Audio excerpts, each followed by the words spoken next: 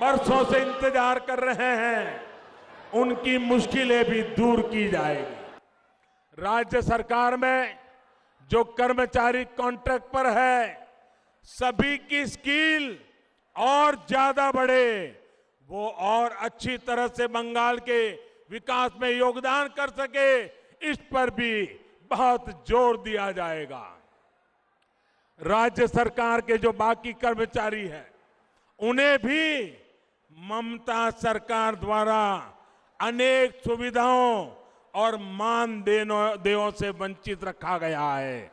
भाजपा सरकार में ये सारी विसंगतियां दूर की जाएगी। साथियों, भाजपा की केंद्र सरकार की नीति है डीबीटी यानी डायरेक्ट बेनिफिट ट्रांसफर। पश्चिम बंगाल में दीदी सरकार की नीति है टीएमसी यानी ट्रांसफर माय कमीशन। हम डीबीटी वाले हैं, जो डायरेक्ट बेनिफिट ट्रांसफर की बात करते हैं, वो टीएमसी ट्रांसफर माय कमीशन में ही डूबे हुए। यहां आयुष्मान योजना क्यों नहीं लागू हुई? क्योंकि ट्रांसफर माय कमीशन नहीं हो पाया। यहां किसानों के बैंक खातों में हजारों रुपए जाने से क्यों रोक दिया गया? क्योंकि ट्रांसफर माय कमीशन नहीं हो पाया। अब आप ही बताइए साथियों, पश्चिम बंगाल में भाजपा सरकार चाहिए कि नहीं चाहिए?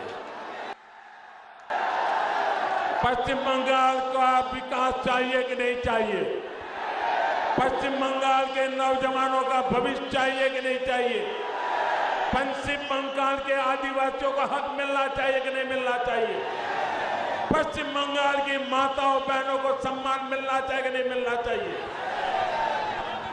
बस आपका यही जोश हर सिंडिकेट, हर टोला बाज का होश उड़ा रहा है। और इसलिए दीदी को आपके जनधन बैंक खातों से डर लगता है। बंगाल में खुले करोड़ों जनधन खाते, आपका हक आपको ही मिले, इसकी गारंटी है।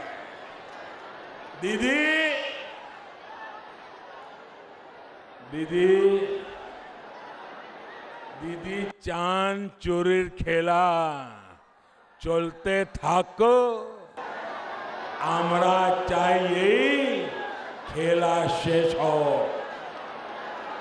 और इसलिए आज पुरुलिया के लोगों का, जगल महल का, बंगाल का दीदी को संदेश साफ है, चूरी खेला छोलबे ना, छोलबे ना।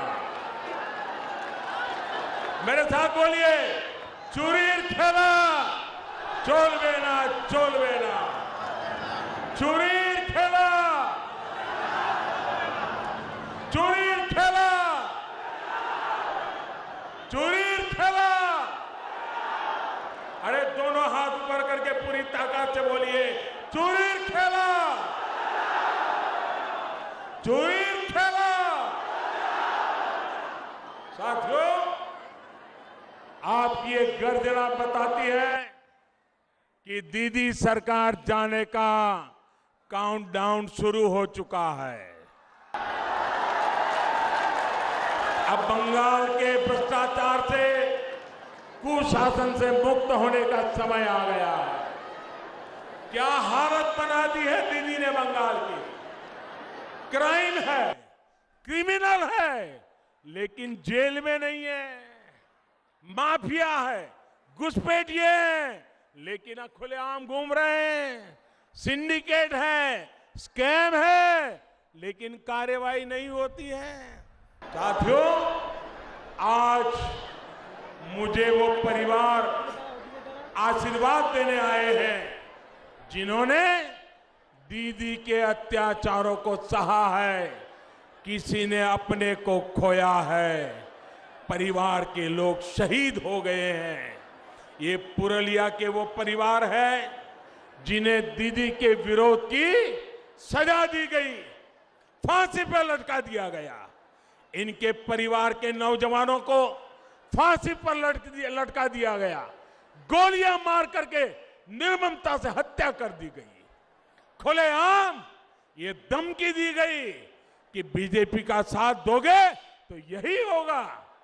ये किस तरह का राज चला रही हैं आप दीदी?